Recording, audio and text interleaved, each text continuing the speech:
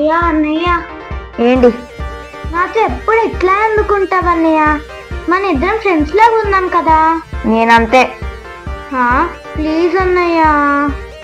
ఇప్పుడు ఏంటి నీ గోలా? మన ఇద్దరం ఫ్రెండ్స్ లాగా ఉన్నాము. Please please please. సరే.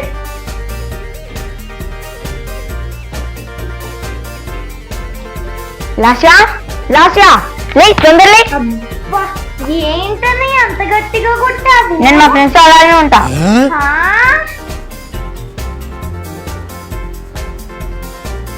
లాస్యా, ఏంటన్నయ్యా?